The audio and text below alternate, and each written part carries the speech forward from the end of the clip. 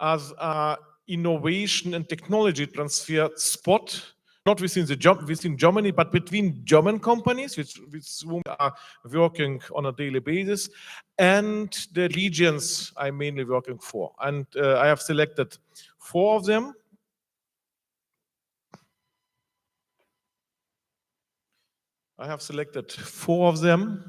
That was 2021 when we did implement this idea. So Siberia, Russia, Siberia was one of them. Then Kazakhstan, we had excellent connections to AUPET, German Kazakh University, and KazNTU, your neighbors. Some of them are here. So, but also we had excellent connections to east part of Europe, to Ukraine and Macedonia. And so we decided to propose to the German DAAD that we want to strengthen this cooperation and saying, guys, from these countries, let's take these 4 countries, and we want to bring them in Köthen together technology-wise. So, and some people did laugh when I expressed this idea, Köthen, 27,000 enabled people. I said, but when the technology is good enough, they will do this. And this forum is now in this format, the 4th one in the sequence, and the last one, at least in this funding, because the project is ending this year. And the idea was done all together in Germany, but last year it was so good and successful for us in Central Asia. And we have, because 2022 we started, we have then kicked out Russia and we have moved to Uzbekistan. What turned out now in excellent cooperations, students from Uzbekistan are now coming to us, and also we are working on establishing a German University of Applied Sciences again in Uzbekistan. So that was very successful for us as a university. So in fact, Germany the Köthen is becoming a spot, and that's why interregional and Innovation Forum. Why Innovation Forum? Because I don't want to speak too much, and I see that I have to shorten my speech because I want to give some short spots, some insights in what we are doing, research-wise, technology-wise, and then start interaction in the discussion. So short speeches and long breaks are necessary for these to exchange the ideas, to come together in the exchange what we can do together. And sorry, I see now the Peter Liebelt, because sorry I missed to introduce you, because not to some official statuses, but the guy is representing here the German Ministry of Higher Education, that he brought a lot of projects with German money to Kazakhstan, to Uzbekistan, and so on and so on. So, and that is in fact some multiplier. So, and so we want to have a less formal format, but informative and idea exchanging format. So I can now speed up. I gave an extended introduction about the University of Applied Sciences, some pictures, but that is not because we did that in the morning. We have 3 campuses, and today we will focus on the topics which are given. That is energy efficiency, that is industrial IoT, and that is the smart metering. And for smart metering, I brought a new colleague from Germany. He will introduce himself then. So just seeing here our geography of cooperation. As I said, small university, 7,000 students is not much, but we have much more, about 200 cooperations in all around the world. So,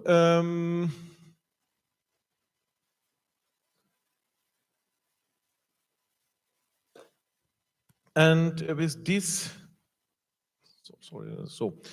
this, I want to pass the floor to the Consul General of German Federal Republic of Germany, Mr. Kissler, and your welcome words, I hope, will give us good impulses to the next ideas exchange.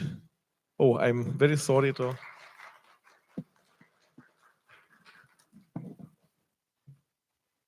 Yeah,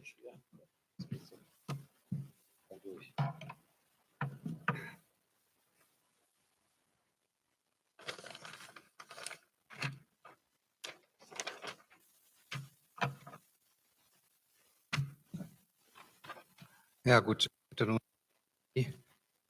especially to you, Professor Nikitanov, the rector of our and the university, Professor Bagdan, the president of the Anhalt University, and of course to you, President Professor Siemens, and to all of you, especially welcome to those who came from far away.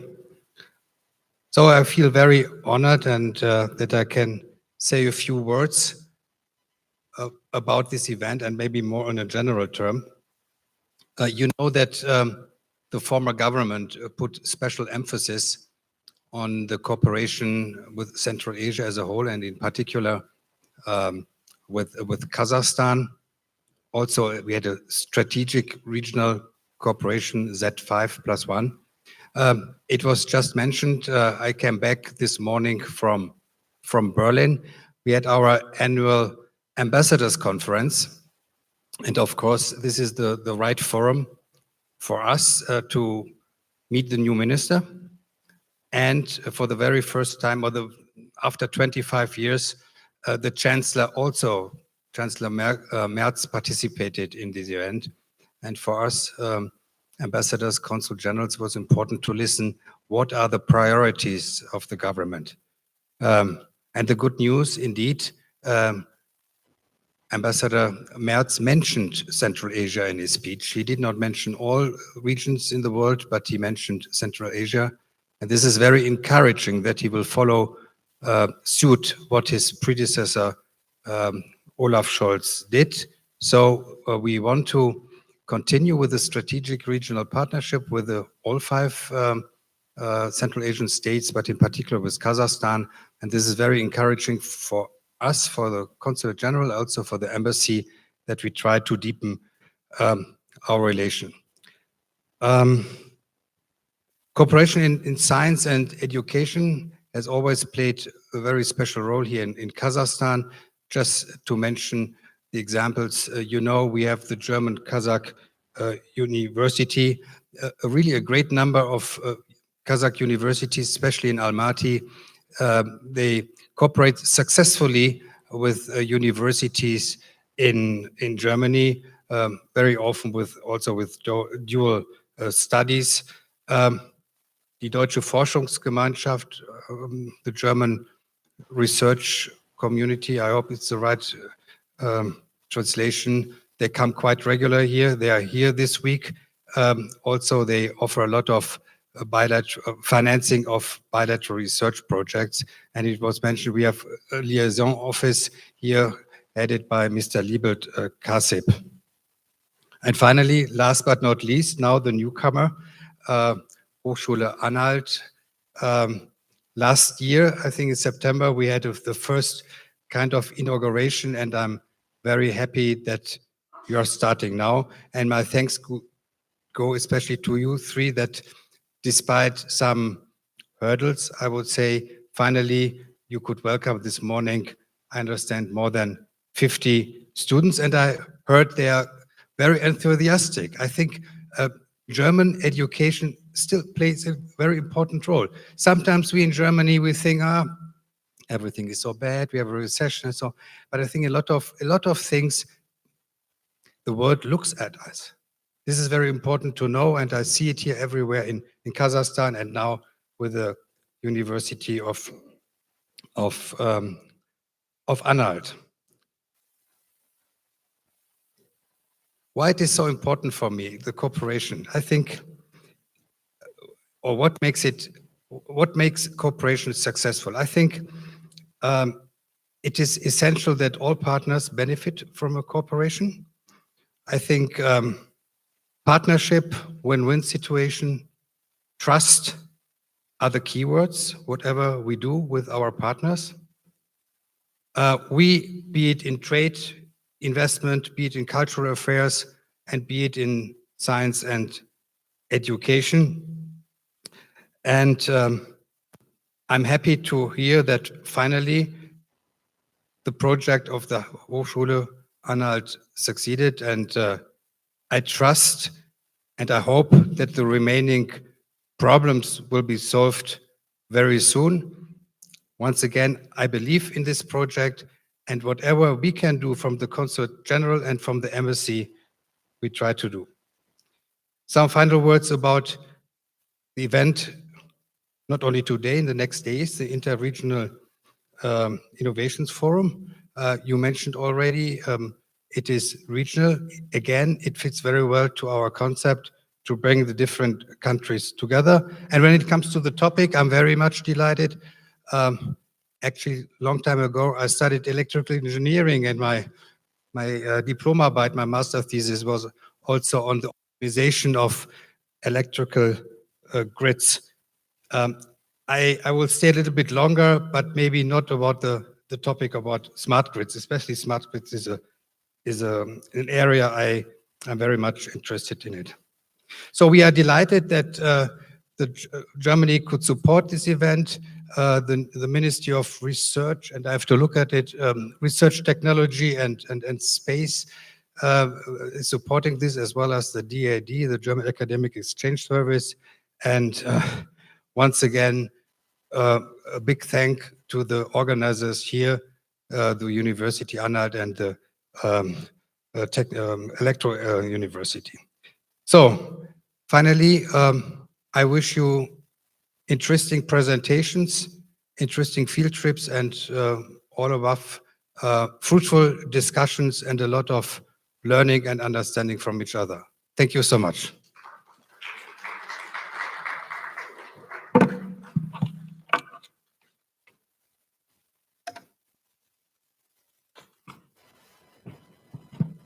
Thank you very much. Okay, now I'm delighted to invite President of Anhalt University of Applied Science, Professor Dr. Jörg Bogdan. Welcome, Professor.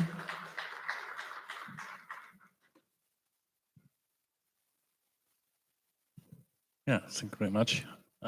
Presentation is already there. So yeah, dear Mr. Kissler, Rector, new committee of Professor Edward Siemens, colleagues from Germany. So a warm welcome also from university to that event here. Professor Siemens already mentioned that. That is for us as University of Applied Sciences a very important meeting or forum, because we are a university which is very active in an intensive contact with small and medium companies. So that's our main research partner. So in Germany, probably you know the big companies, but really our backrows are the small and medium-sized companies. So they develop technologies, they bring it to the market, and also deliver that to the big companies. So therefore, this is really the basis of the stability of the German economy, small and medium enterprises, and especially the universities of applied sciences worked together with those companies, develop technologies, and also we start startups from our university with develop new technologies and bring the new technologies to the market. Since I have the introduction and the first presentation, so I will combine both then I don't have to need a break between two presentations, and I will start with a little overview of the German university system, because this is something which is unique in the world. Maybe we have that in two other countries, in Switzerland and Austria as well, but just to give you an understanding how we are organized. In Germany, we have in our university system, or in our higher education system, universities. There are currently 108 of those. They are mostly focused on theoretical subjects, physics, chemistry, mathematician, also law, and the courses mostly have a strong academic emphasis. And you can get a bachelor, master, and also doctorate degree there at the universities of applied sciences. As mentioned before, all the courses are very practical oriented, and we have more than 200 of those universities in Germany. The courses are tailored to meet the professional requirements from the industry. And nearly in all of those courses, it's required the students have to stay for a certain while during the study at a company, and this really brings this interaction between the university and the companies. And in the meantime, you also get the bachelor, master degree, and most of the universities of applied sciences, they also have the opportunity to give doctoral degrees to their students. That is, there are some regulations, so it has to be a university which is strongly focused on research. And then we have some film music universities in Germany. Also very important to know, in Germany, more than 90% of all students are enrolled in public universities. So the number of private universities is quite small in Germany. Just give you a short overview of the development of the students in Germany. So that's the number of the freshmen, and you see the overall development. That's this black curve. You see there was a strong increase, and this was stable over the last years. And currently, the number of new incoming students at German universities is going down. This has to do with our demographic situation. So in Germany, in contrast to most countries here in that area, population is decreasing, which also leads to a smaller number of students. But what you see, and that is this red curve, as the share of the young people deciding to go to a University of Applied Sciences. In the meantime, nearly half of all students in Germany decide to go to a University of Applied Sciences. And the topic which is of most interest for this conference here is research, transfer, and also founding of companies. And over the last 10, 15 years, there was really a strong increase of research grants which went to those universities of applied sciences together with companies, but also from public cooperation. In Germany, we have a system where the government financially supports cooperations between companies and universities. So normally, as a university, we get the 100% funding of the research, which we do together with a company, and the company gets a certain amount of the cost they have. And last year, the volume of the grant sizes at the Universities of Applied Sciences that's reached more than 1 billion euros, which is 1.2 billion US dollars. So when I have the chance to be here, then also a short overview of what we do at Anhalt University of Applied Sciences. Professor Siemens already mentioned that we have those 3 campus sites with different focus. Germany is a federal state. The federal states, we are in the federal state of Saxony-Anhalt. Very important. It's when I had my first meeting here with your minister. It was difficult for him to understand that the universities always belongs to the federal state government in Germany. So it's not centrally organized, so every federal state is responsible for education and even higher education in his federal state. It's like in the US, so also every state there is responsible for the education in its public universities, and it's the same which we have here. So the state of Saxony-Anhalt, that's not working, is south of Berlin. So our 3 campuses, they are roughly 150 kilometers south of Berlin. So as mentioned, we have roughly 7,000 students, bachelor, master students, and also doctoral degrees. And this is quite stable over the last years. And as a university, we have 7 departments, 156 professors currently. And last year we had a budget of 75 million euros, and several opportunities to study in bachelor and master programs. In Europe, there is a company, it's called StudyCheck, which is evaluating, mainly based on the opinion of students, if they if they would recommend their university, and you see that 90–70% of our students recommend our university after they leave that. And we are quite international university. That's also the reason that we are so active also in research projects with other countries. We have students. So last year, the exact number was 111 countries. So it's really international to see young people from all over the world which are at our university, and there are a lot of international cooperations.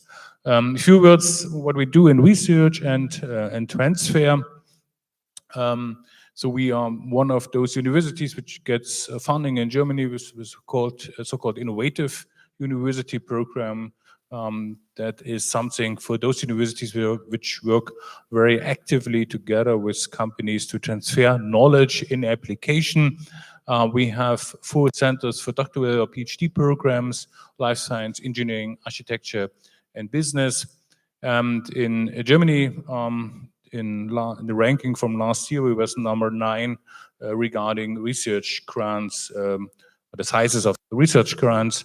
And since we have a lot of programs which are related to energy, renewable energies, but also natural conservation, so we take part in this worldwide ranking, Queen Metrics. And I think last year there was 1,500 universities which take part, and we are 196 in that ranking. So let's talk a little bit, or give you introduction into a few research projects. So first of all, this is the current number of, or the development of the research grants. You see the slide is a little bit larger than the screen. So you see that increase which we had last year, and especially this year. You cannot see that there's a number 28. So we had a very strong increase this year with research projects, which is very nice for us. It's a lot of challenges to hire all the people. A lab space in some cases is difficult to organize, but on the other hand, it shows the strong interest in partners to work together with the university. And even for the next years, we have a really big volume of already granted research projects. And as you have seen, there are 3 main topics where we focus our research activity. The IoT will be the last. Not the last in our in the how important it is, but it will be in the slides the third one. Life science. This is our biggest area, and this ranges from food technology, especially sustainable food technologies, processes, agriculture sciences. So we have 50-hectare farmlands to test new technologies together with companies at the university, and combine agriculture with questions of biodiversity and natural conservation is a big issue. So you see, for instance, this sketch there of so-called agri-photovoltaics, combining photovoltaic with agriculture. This is currently in Germany a big issue. Because last year we produced more than 50% of the electrical energy by renewable energies in Germany. And so it's always a discussion where you can provide land, not taking the farmland from the farmers. And so there are also advantages if you combine agriculture and photovoltaics. And so we have established several test fields and working together with a big project with industrial partners to establish that in different applications in Germany.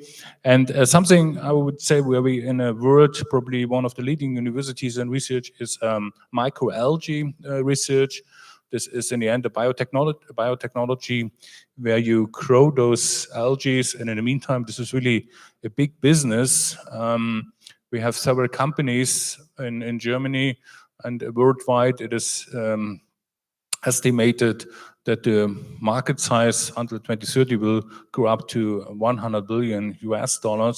And using those microalgae, you can produce products for the food technology, for food technology, but also for pharmaceutical approaches and also for cosmetics. And this is where we develop technologies and also support those companies. The second research area is engineering or engineering sciences. We also, photovoltaics is a part which we include here because in our corporation, we also have joint research or institutes where the heads of those institutes are professors at our universities. For instance, from a Fraunhofer Institute for photovoltaics, the director is a professor at our university, so he runs that institute with 100 people, but he also has a research group at the university, and he combines both things. Maybe a few words about the pictures there on the left side. This is a 3D printing, metal 3D printing. In that case, it's steel, but we also have projects printing aluminum, steel, titanium for new applications, because it gives you a completely new design freedom to produce products. And this picture from the train is from a project which we have together with the German company Deutsche Bahn.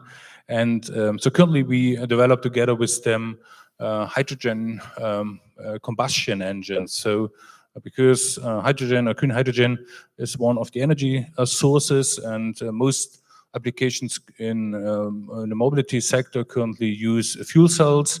Fuel cells have a couple of issues, especially you need very high quality of hydrogen, otherwise you get reduced lifetime of the fuel cells. And fuel cell is a technology which cannot very flexible change the power output. But if in a car, or in that case in a train, you need at certain moments a lot of power and then less power, and this is not the best application for a fuel cell. And so a combustion engine is much better, and together with companies, so we developed this fuels, that is hydrogen combustion engine, and this is 3D printed, and so that is currently tested in the company.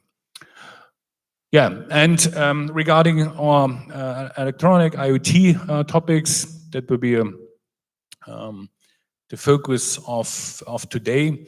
So I'm not the expert there, so there are people here which understand much more than I do in that area, but just give you some highlights of what we do in the ICT media sciences. Obviously, one topic is transportation of big data, also one of the focus of Professor Siemens. Machine learning and combining with AI technology. So most of our new projects which you currently have at the university, quite often technical projects, but most of them have parts and combines with AI technology. We have at our university also a lot of augmented and virtual reality applications in the media technology, also digital media systems.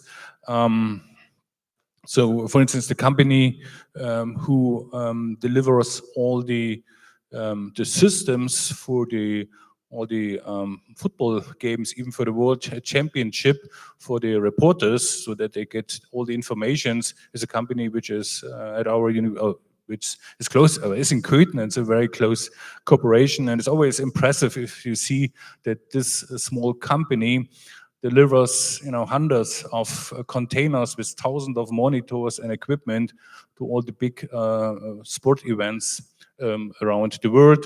And the last topic in that area is also geoinformational land surveying, which is also going back to our activities which we have in agriculture, combining those informations. A last example, just to give you also a feeling what we do then on the international level. This is a project together with Korean partners.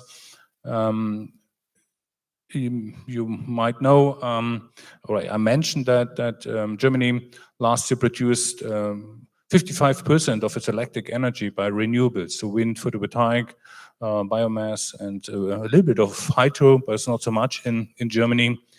And the goal in Germany is to go to 80% of renewable energies. And it brings a lot of challenges to our electrical grid because of the fluctuation of the energy. And the second topic in the area which we have is that we want to go away from natural gas, that we want to go to especially for heat production, to go to renewable sources. And hydrogen is the possible way there. So green hydrogen, which is produced from renewable energy. And so currently in Germany, we're investing hundreds of billions in a hydrogen network grid. So it will be 11,000 kilometers of pipeline systems in Germany, which will transport hydrogen to different places. There will be a production of hydrogen, and there are a lot of companies which need hydrogen, especially in the chemical industry, but also for energy production. The problem is, and it's the same in that respect for Germany and for South Korea, we were not able to produce the amount of green hydrogen from our own renewable sources. So all the predictions for 2040, 2050, they say we might be able to produce half of the required green hydrogen. Other analyzers which have even smaller values. So people believe that something between 50 and 80% of the green hydrogen will be imported from other countries. So and South Korea has the same issue, very high industrialized country, not so much space for renewable energies. They have to import green hydrogen. And in that project, which is funded by the German government, we have established, together with Korean partners, a research lab in Korea at Kentech, which is a Korean Institute of Energy Technology, to organize that. And then there are partners which are in the countries which are producing green hydrogen or will do that in the future. So for instance, in Germany, there's a big project in Namibia where a German company is investing that. Also here are discussions in Kazakhstan to do that. And one of the big issues is logistics. So how to bring that hydrogen from one place to the other. Currently, most of the projects go to transferring the hydrogen to the ammonia or even to other chemical derivatives. So this is where this project is about, how to organize the transportation, combining production, transport, and usage. And just on the left side, you see that's something where we also bring together partners. So next week we will have the third German African Green Hydrogen Forum at our university, where people from Africa will come to our university. Last year we had that in Windhoek in Namibia, and already for the 6th time we will organize together with our Korean partners and friends this German-Korean conference in Seoul this year. Last year it was in Halle in Germany, so a city which is close to us. So what I would like to show with that slide at the end of my talk is that we as a university are trying to build bridges between partners locally, but also international, on the international level, bringing together industrial partners from different countries, also bringing together partners from the academic area, and in the end to deliver and to develop solutions which will help those international partners for solving their local issues, but also solving issues which are required for worldwide problems. So thank you very much for your attention, and I would like to hand over probably the microphone to the moderator. Thank you very much. Thank you very much, Professor Bogdan, for your very informative presentation. Okay, so dear colleagues, now we are starting the first presentation of today's session. So I would like to invite here our first speaker, Professor Dr. Eduard Siemens, Director of the Anhalt University of Applied Science branch in Kazakhstan and the founder of Smart Lighting. Professor Siemens, welcome. So he will share his vision and the best practice in industry IoT for energy islands.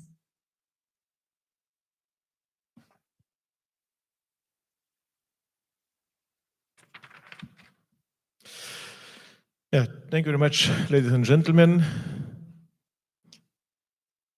Yeah, that's the right presentation. I welcome you to the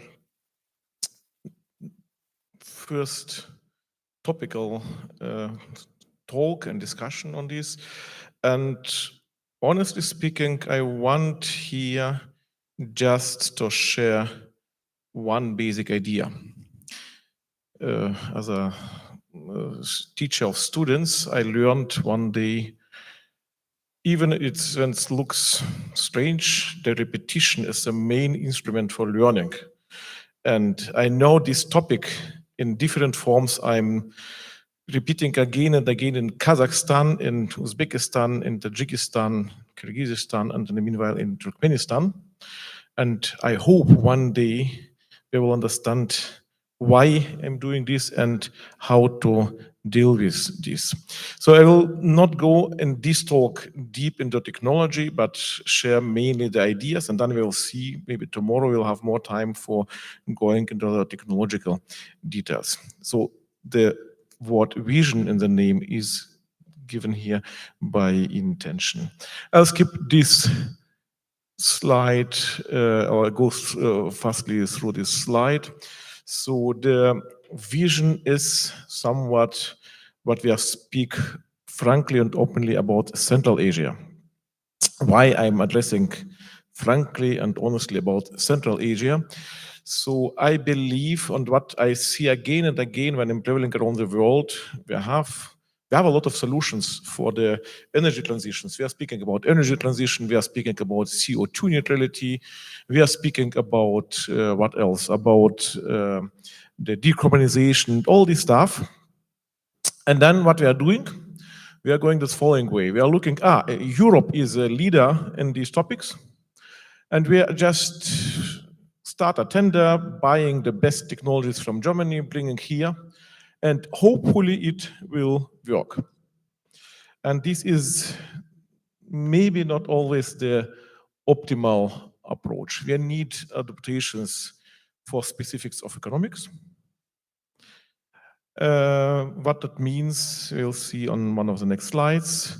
We have to take consideration of the specific social structures. And I give just a keyword here in Kazakhstan, Central Asia. Many of you heard about the Horasia 1 project. Last year, the CTO of the company which is running the project gave here the presentation. This year is not here. It is a huge issue. It turned out this social taking into account the social structures, what makes now difficulties to the project. Availability of human resources. Again, this is something that touches the topic why we opened our university, because the German companies here, the big ones, think we need German engineers and we can take them out of the German market, because the matter of fact is also the studying engineering becomes less and less popular because it's a tough study. So, but you have here in the region a huge human potential, and a lot can be done with people here when they have the education which German companies need. Then they could work here much more efficient. So we believe, it was already mentioned by whom, about the small and medium enterprises. German economics is mainly driven not by Mercedes-Benz, not by company Siemens, that is driven by small and medium enterprises. And this availability of human resources is something what we are working on actively. So we'll go through next few slides and then we'll come to the main idea behind this. So this is just another view that is again about this focus on the regionality. This map here on the, and unfortunately that is even not the actual map, the innovation in Germany is driven not by the rectors, by the presidents, by directors of research institutes. The research, at least at the universities, is driven by professors. And here, I wanted only to share with you the small group. That's my group, which is working with about 15 to 20 research staff members. And this is geography which we did cover by either such conferences. That is the green color, or that is orange color, or concrete implementation projects. That is a green color. So in which we have some no, otherwise. The green is only conferences, and orange is teaching conferences and also concrete realization. And you see there is quite wide scope geographically, and that is not unique here. We have other professors who are working in the same range, and so we believe, in fact, we can interconnect the world with technologies. So the next slide is about international cooperations in the format of this. It was called at the beginning Traveling Conference, later on in Interregional Innovation Forums. And here you see just the flags of the countries which we did cover. And just last week, I returned back from Turkmenistan, first time in my life, and we did some trainings there, and now preparing field setups in renewable energy systems. And now I come to the main idea. These pictures are some pictures from Germany. So north of Germany, close to the Baltic Sea and to the North Sea, we have the landscape like this. The wind generators, which are producing at best windy days in Germany today more electricity than Germany can consume at that spot at the moment. And in total, more than 45% of energy in Germany is produced by wind energy today. That is north of Germany because we have the sea there. The offshore, this is onshore park. So, and then the second part of reality is this one. This is the biggest chemical company in Germany and Europe. That is BASF. Most of you know the company, located in the south part of Germany, and they are very greedy. That is, let's say, geographically more or less somehow here. So very energy greedy processes. About 18 megawatts instant power, which is consumed by the systems here. And what is the gap here? The gap is we are the main consumers. The automotion, Audi, BMW, Mercedes-Benz are all located in Germany, in the south of Germany. But the main resources of wind and sun energy is located on the north. And what we are doing then, we are digging, laying the cables into the earth, and bringing these huge amounts of energy from north to south. And for sure, that is something that is not free of charge. That is not free of cost, because we have, technically speaking, I see here a lot of electrical engineers, you know what I'm speaking about. We have significant energy losses. We have significant infrastructure costs and significant risks that when one of these transport lines breaks down, that we will come to some blackout. And all in all, I can say that is not really sustainable. That is not really, that works in Germany, that works for Germany, but in a few slides we will see how it would look like in this area. Another point of sustainability and about what are the challenges. These are two pictures, the one real picture, the other is the map.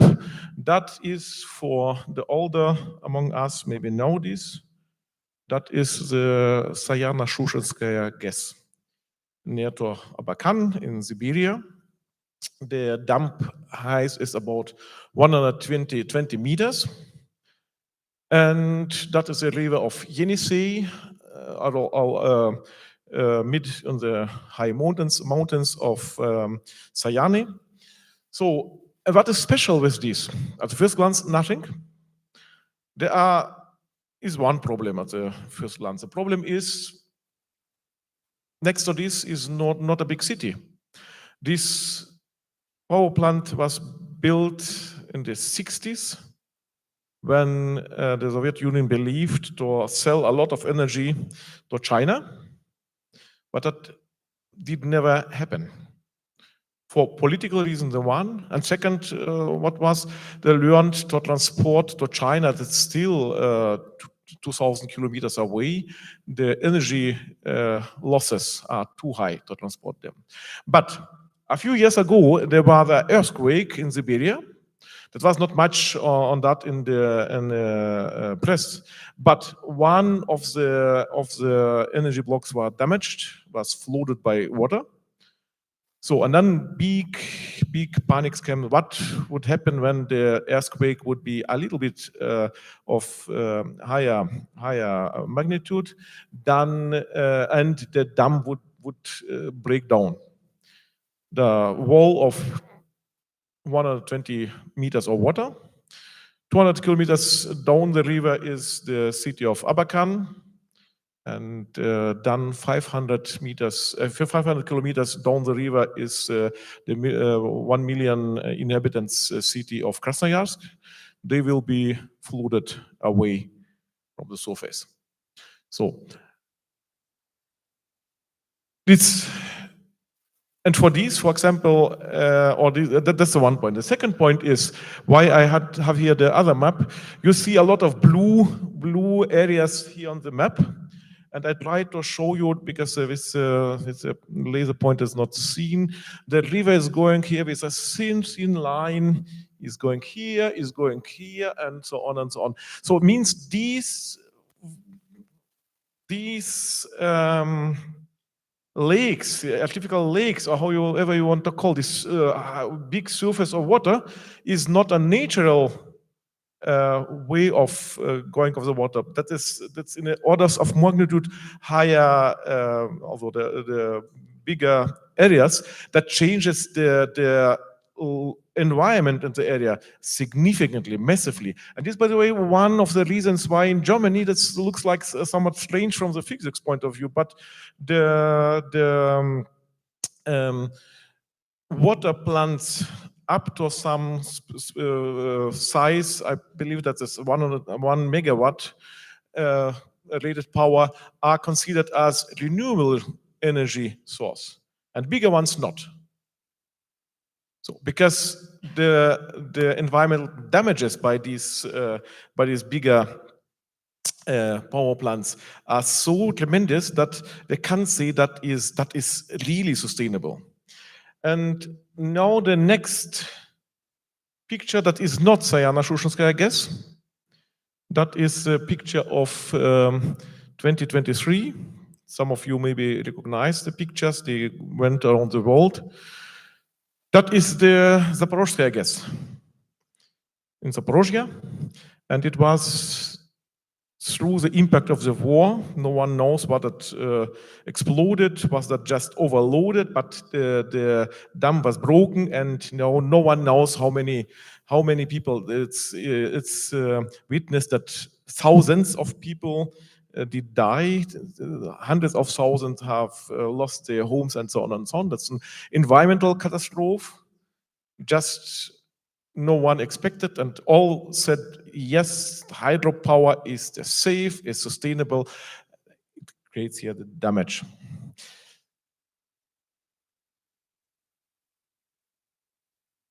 So now let's try to bring this European thinking to Central Asia, and then it looks like this. not this, sorry, this. That is a small settlement, aul, in your language, yeah, in Kyrgyzia in this case, not in Kazakhstan. Maybe 100 houses here, maybe 500, 700, maybe 1,000 inhabitants in the village. And they also need electricity. They need to cool down the houses, have a refrigerator and whatever that belongs to the modern civilization. And you now export a German windmill, 5 megawatt rated power. Assume that you have enough wind in Kyrgyzstan and bring that to the village. What will happen? Firstly, it will be overproduction. When the wind is there, it will be overproduction. This village doesn't need that much by way. Doesn't need that much. So you will bring down, okay, the electrical grid to the neighbor village and to the next one, and finally we'll see you will bring the energy to, again, hundreds of kilometers. Colleagues from the last week told me up to 200 kilometers with ordered 4 volts.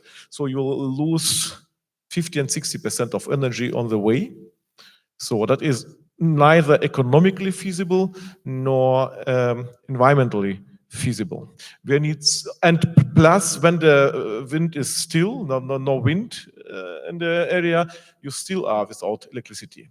So we have to rethink, we need new solutions for this. So we need here maybe 100, 200 kilowatts, not more than that, and then see how to bring that in a more stable way, maybe with electrical batteries, however, but we have to rethink here. And the 2 numbers just I checked how relevant it is to Kazakhstan, this case. 43% of population of Kazakhstan lives in villages. And when we go to Kyrgyzstan, 70% of people are living here in these kind of areas. So in areas now we go further to the Southeast Asia. So this is a settlement between north of Thailand and Myanmar. So they don't have electrical grid here. So and they are harvesting coffee, and the main life subsistence is to sell the coffee after the harvest, after harvesting. And what happens here, also a lot of agriculture here in the region, what happens with the prices for the foods, for the when it is harvest time? It's falling down. You are selling for the half price, maybe it's a third of the price, then 3 months later or half a year later. Yeah, so and now about the socio-economic effects of this. If we would be able to create here some solution that they can store the raw coffee, and that is not even a refrigerator cooling down to the frozen condition, but just bringing that in a defined condition, climate condition, this coffee, that they can store them without losing the quality for 9 months, that they can sell that just before the next harvest, or maybe even up to mostly 21 months or so, that when this is good harvest in 1 year, to wait for the next year and selling them, they would be able to sell the coffee, the raw coffee, for double or triple the price as at the harvest time. And we are speaking here about the small farming. We are not speaking about huge companies and so on. But out of them, there are dozens of thousands such people who are having their living subsistence based on this income. So, and when you do this, then you would change the life condition for a lot of people, for the mass of population.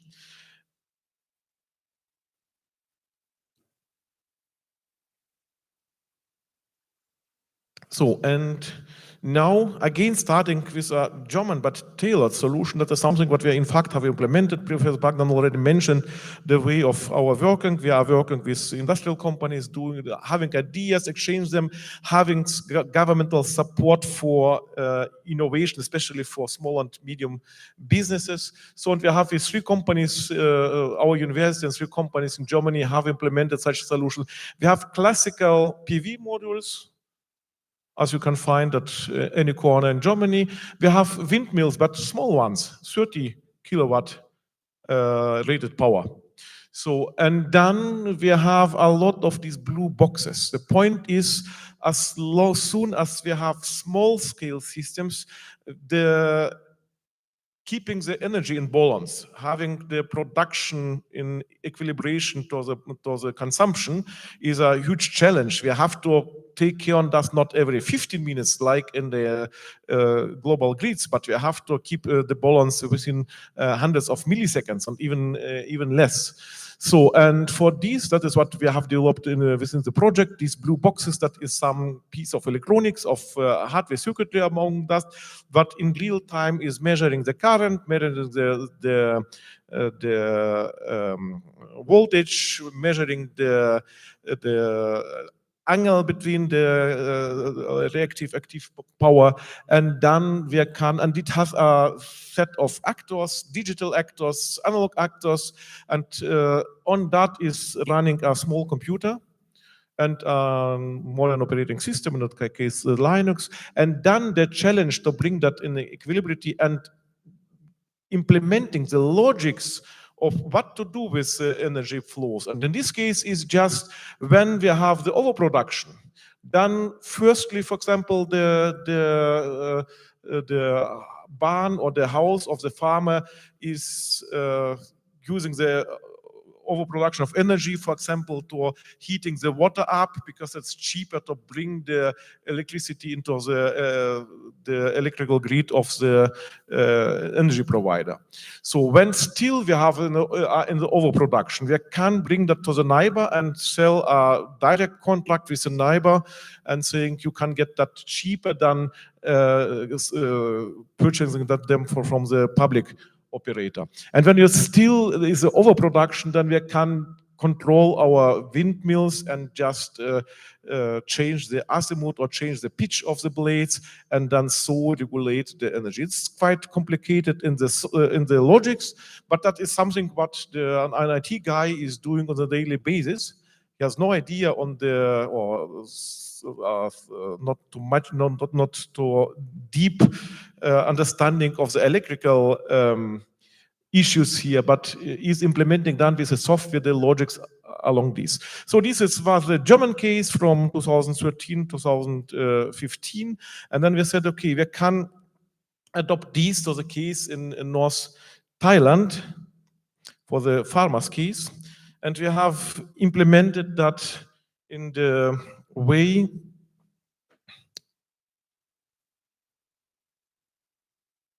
that is not the actual slide. Okay, sorry, then is the last one version of presentation didn't reach at the technical. So I'll explain on this slide here. So we have a set of sensors, of the environmental sensors, measuring continuously the solar irradiance, the wind speed, and also getting from the portals the weather forecast from this area for wind, for solar. And then we have on the right side, and the picture is bigger than the screen. Okay, we have a system. We have an inverter which is controlled and managed by Industry 4.0 interface, means internet protocols among that, and then that is again controlling what to do with cooling system, what to do with the air exchange. For example, the main issue when you are storing coffee in that area, the point is 11 months out of 12 in the year, the humidity of the air is higher than 90%, about 99%. So the dehumidification is the main challenge here. So, and again, we have in mid of the system computer computer, small computer, which is measuring all these parameters, and then the software is doing the algorithms. And by the way, and that is positioned in a place where there's no electricity, and via satellites, it is sending down the data directly to our server at our university. Not for productional case, but for investigating that. And we can see the health status, how the algorithms are working, and we can improve them. And we have a twin at our university, and we can just replicate that and improve that, and so on. This is the case for Thailand, so the next slide will also not be here. We have also created a solution for using not lithium-ion batteries, and honestly, when I started gathering the consortia to implement these, the people were laughing, why you are doing that with lead gel or lead acid batteries and not with lithium ion, because that's state of art. And lead acid batteries are called non-manageable. So with AI mechanism, we also heard we are doing a lot with AI. We have managed to bring them, to make them manageable. But the point is, we are speaking here about deeply rural regions. And black battery, you can find at any area where some civilization is. So this is a context as we have implemented that in the between Thailand and Myanmar. This village, that is our original picture from that area where we did implement that. And the point is now, just think about Kazakhstan.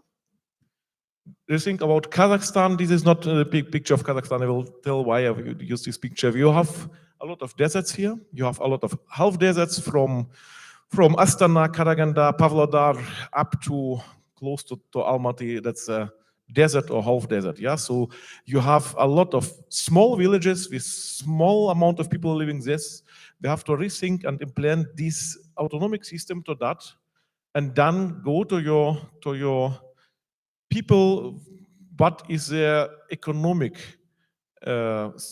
base for subsistence? Yeah, and you will see that is farming, producing milk, producing corn, and so on and so on. But they need small amounts of energy, but far away from the cities. And this solution is environmentally friendly, and that is something what fits much more in the situation here. I think the last point, and then I will finish with this.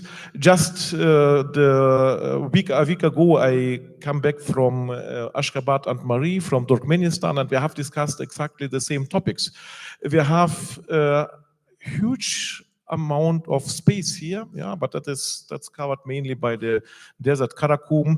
They have a lot of settlements which are not electrified. They don't have the electricity because that's economically non-feasible. Yeah. So, but they have areas. They have potential for photovoltaics. They have a huge potential near to Caspian Sea for wind energy. But they are doing 99% of energies today produced there by gas and oil. So, and we are speaking with them about the transition to renewables and how to develop, and again, not with these giant systems, but with small systems. The smaller the insertion into the environment is, the better the environment can recover from these insertions. And that is my message for today. And I want to discuss in the breaks tomorrow and then during our trips to the companies to discuss this approach. And my dream is, in fact, one day to implement not these 5 megawatts stations as in a Shelek Valley, that is, but small systems. And when I'm speaking for Turkmenistan, we are speaking with the GIZ, for example, to create such a field setup, preparing such 1 or 2 villages on this. But that's something that Kazakhstan could also afford. I see here some researcher from wind energy, so we can implement that on the basis of our university here, because we want to do research here. And I see also the KTG here, although we will speak about research here also. This research must go hand in hand with higher education. Thank you very much for your attention.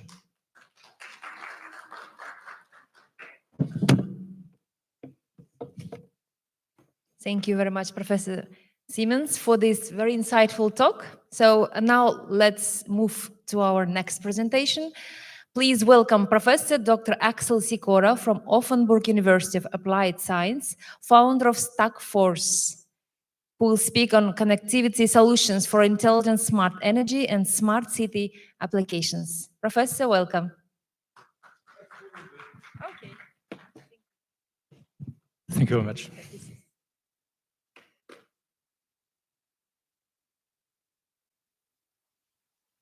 So fine. Yes, good afternoon, everybody, and welcome to this presentation, which goes around, well, my beloved hobby, doing connectivity solutions, in this case for intelligent smart energy and smart city applications. As has been said, I structured my presentation into the following chapters: short intro, where I'm coming from, then also explaining what embedded systems are, because this is a technological basis, before I jump into 4 chapters around smart cities and smart regions, coming from the application side, showing the impact of embedded systems, showing some European examples, also having one example from Tashkent, where we have just been last week. And then let me also mention one important topic, which is the standardization of these solutions, and I will give some trends here. And finally, I will finish with challenges and lessons learned. I'm coming from a different University of Applied Sciences, Offenburg, just in the left bottom corner of Germany, where we also have several research institutes. My baby, so to say, is the Institute of Reliable Embedded Systems and Communication Electronics. And what we are doing there is using embedded systems for connectivity, connecting everything. Yeah, so sometimes we call it IoT, Internet of Things, industrial Internet of Things, Internet of Everything. So can be small, can be large systems.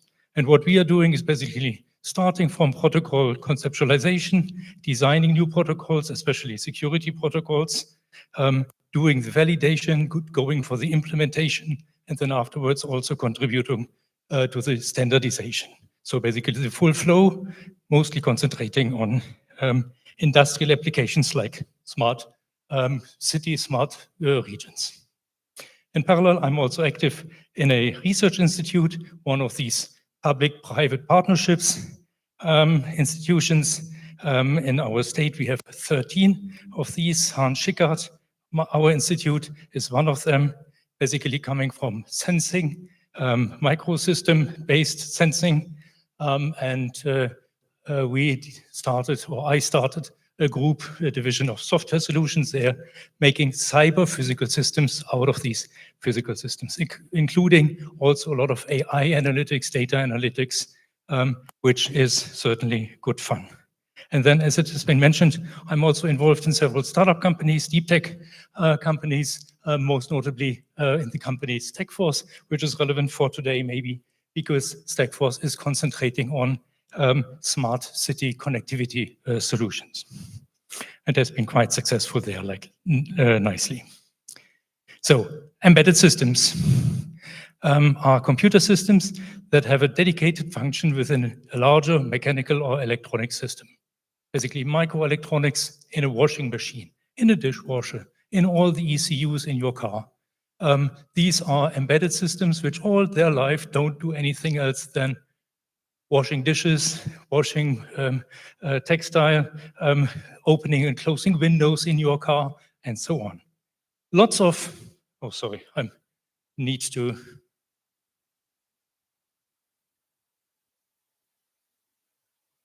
So, yeah, lots of applications from consumer, automotive, healthcare, IT, telecom, aerospace, smart energy, smart city. Basically everything which can be smart uses embedded systems.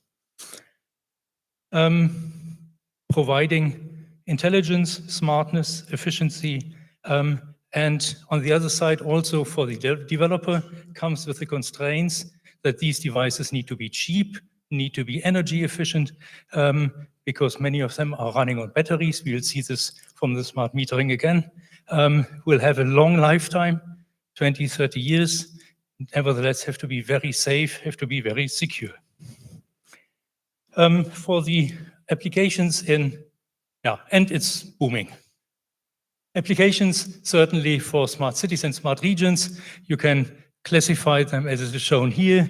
And mostly for what we are doing, we are in the range on the field of smart mobility and smart environment.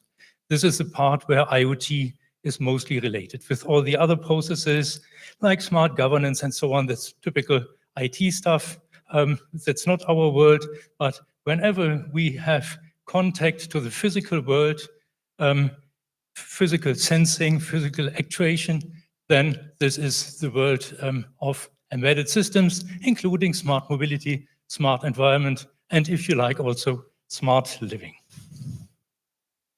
So lots of different applications that we can see, and what we currently observe in many of these applications is that many of them are already there. Many vertical applications are there. Yeah, smart lighting, as we have seen, smart traffic lights, smart metering, some kinds of smart parking, gas and water leak detection. Many of these applications are already there. Many of them are vertical applications, implemented as vertical applications. If we talk of Internet of Everything, we also want to connect each and everything.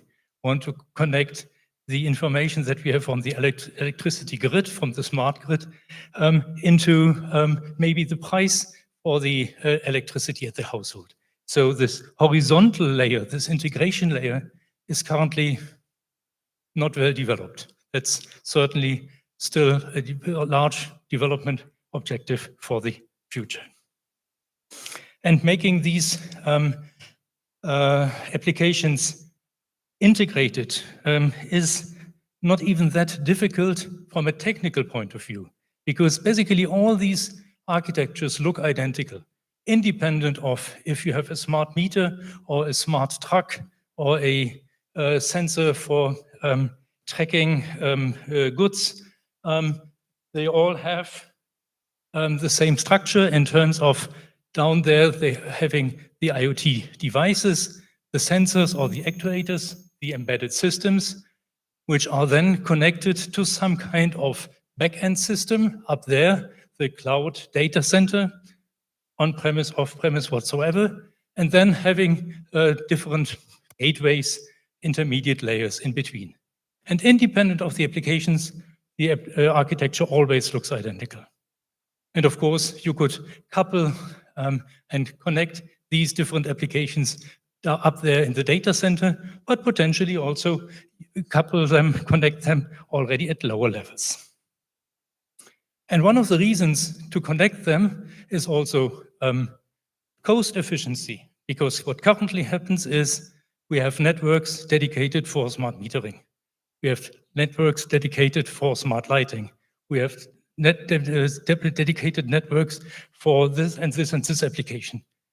Most of them, many of them, are not profitable enough because the cost is too high. There's no resource sharing. So what I am dreaming of is much more sharing network resources for bringing even more applications into the field. There are some attempts to do that. For example, in Germany, we have this architecture of smart, secure smart meter gateway, a dedicated gateway down here at the edge, which can also be used not only for reading out the smart meter, but also for actively controlling devices in your household in a secure manner. But these are only small attempts, which I believe need to be much more frequent. Let me also show just one example of an architecture of a real system. We mentioned the company Stackforce, which has been partially acquired by Deal Metering, one of the large smart meter manufacturers, mostly active in the field of water meters and heat meters.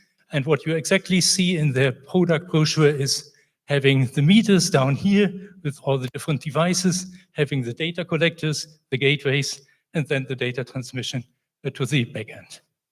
As I said, all the architectures more or less look identical.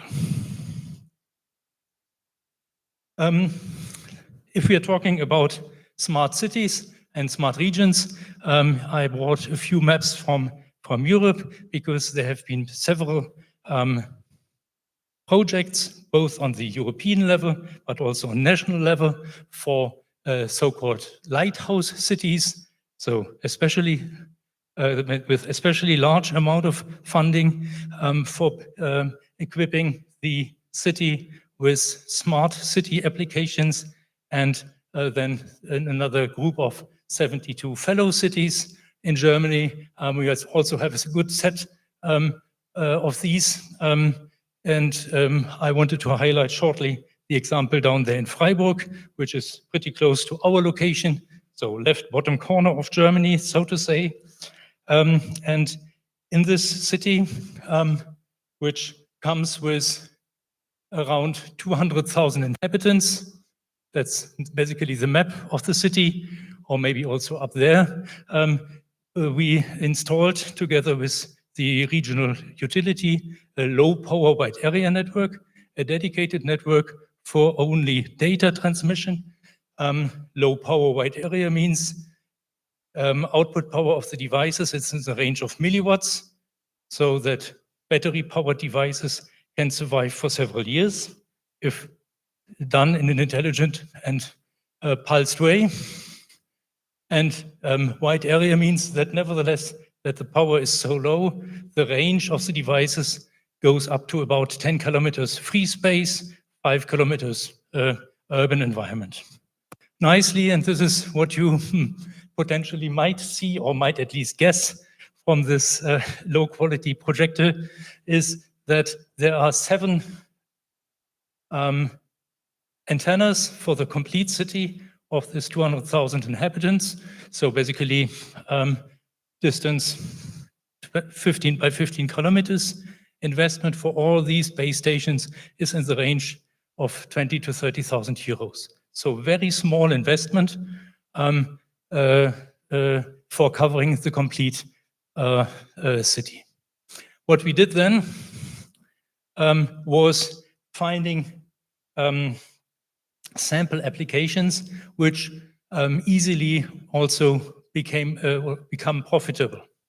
One of these applications is water metering for underground water meters. So in the infrastructure, or at least we in Germany, have meters to supervise the network, to monitor the water flow, to also observe if there is a leakage in the tubes. And these water meters are underground because the water pipe is underground. Reading them is, or manual reading them is a tricky story because you have to go down and manually read the meter. Nevertheless, this has been done for the last decades because most of the wireless systems were not powerful enough to send the data through the earth, through the soil, to the antenna stations. We installed these meters and had a coverage, luckily, of close to 100%. And the complete business case was profitable after 6 months for the utility. So very nice use case. And for me, also one of the lessons learned that if you want to bring in such applications, it's mostly advisable to find these easy wins and start from these profitable applications. And then, of course, you can have nice diagrams, nice reading, online availability of the data, and not only save money, but also increase the service quality. A similar system currently is implemented also with the contribution of Deal and then our software from Stackforce in Tashkent with a total investment of 142 million euros together with a consortium driven from French company Suez and some other players and in renovating the water network in Tashkent. When we are talking about interconnecting devices, interconnecting applications, we need to talk about standardization. Because if every application, if every meter comes with a different language, they don't understand each other. Standardization can be called boring because it's just about agreeing to speak a common language. So it's not so much about inventing a new language, but it's just about agreeing which language do we speak. On the other side, especially for the metering world in Europe, we now have the situation that once such a standard like the OMS that I will shortly mention here is around, that utilities call for it. In the past, there has been quite often the situation of vendor lock-in, that a meter manufacturer came with a proprietary solution, and then as a utility, you bought this meter. If you then wanted to buy new meters, you always were bound to this single vendor because the others came with different proprietary solutions. Now with an overarching standard, utilities in their tenders always ask for, I want to have OMS version 4.5, 5.1 or whatsoever. And then they typically don't buy only with one vendor, but at least with 2 or 3 vendors to avoid this vendor lock-in. Long story short, there is one standard from the OMS, from the Open Metering System Group, which started pretty much 20 years ago. I've been serving in the board for the last 6 years, and I'm still responsible for the task for security to secure this communication. It is called media independent, not in terms of multimedia and audio and video and stuff, but multimedia in terms of water, heat, and electricity, gas, and whatsoever.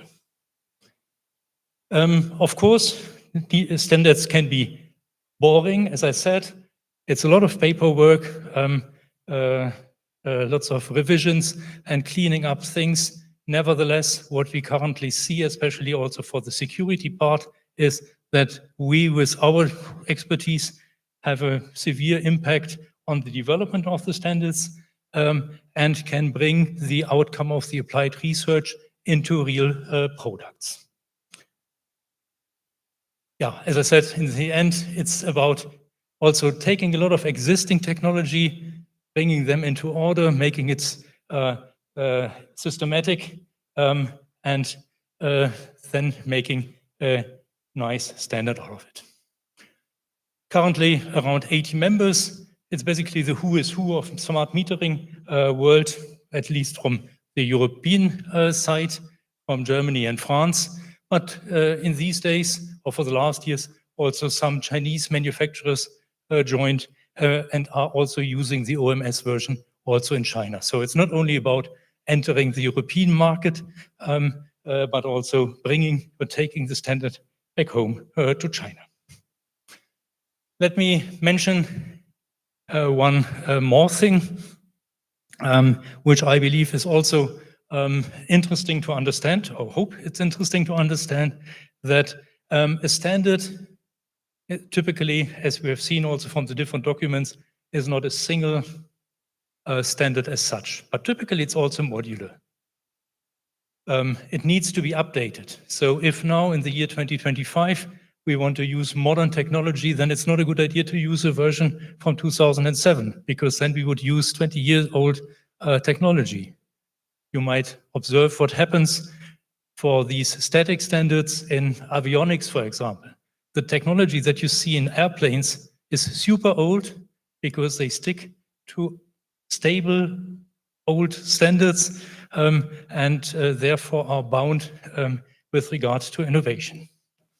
So making standards modular is one of the approaches, so that in the end, the data model, that means the data on the behind the gateway, where basically the meter values or the sensor data is being stored, remains identical, but the major driver typically is a physical link between the meter and the gateway. This is a critical path where it's mostly depending to be energy efficient, cost efficient, and stable.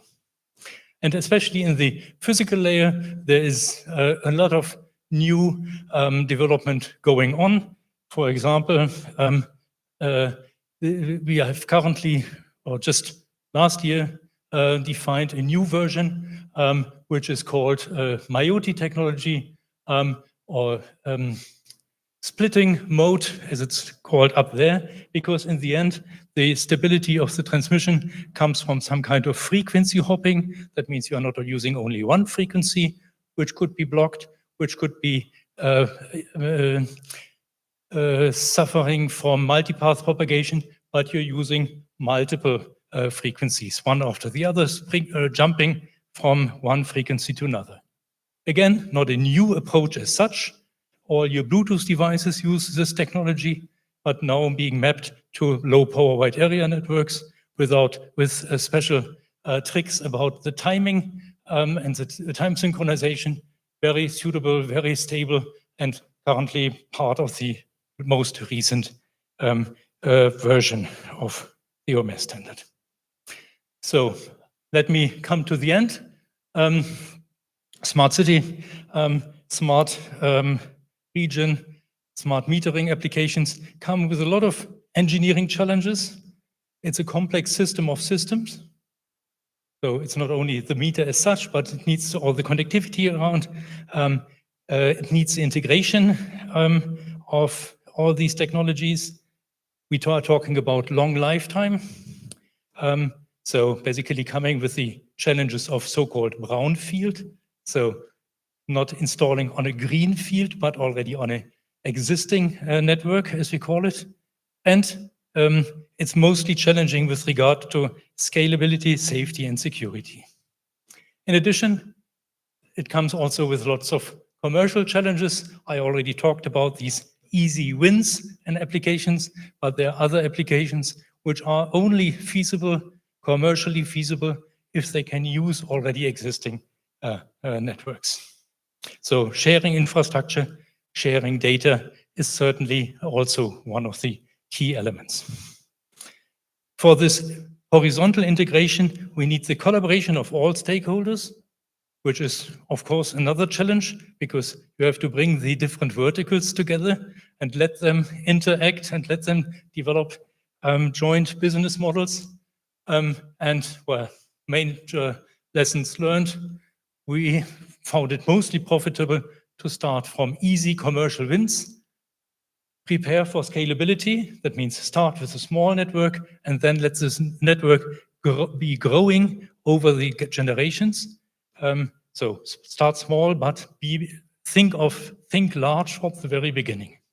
And of course, for this, also the use of open systems is of key importance, because only then you would be able to connect new applications into your network and make your city and your applications always richer and richer. So thank you very much again for the invitation and for your interest. And if you have questions, I would be happy to discuss. Thank you very much, Professor, for your insightful talk. Thank you very much. Okay, so we'll take a short coffee break and networking session in front of our hall. Please be back on time so we can continue with our program. So барлық баяндамашыларға рахмет. Қазір сіздерді кофе брейк пен нетворкингге шақырамыз. Іс-шара акт-залдың алдында өтеді. Спасибо нашим спикерам. Сейчас мы приглашаем всех участников на кофе брейк и нетворкинг перед